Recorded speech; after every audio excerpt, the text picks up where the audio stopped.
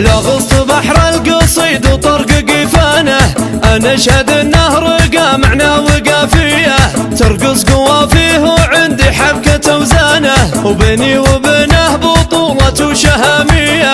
خاصة لجات القصايد تمدح الثانه، تمدح ورث الفخر بنت الكبارية، ماها سعد واسمها يصلح بنشانه، في رحلة العلم والجاد مبنية.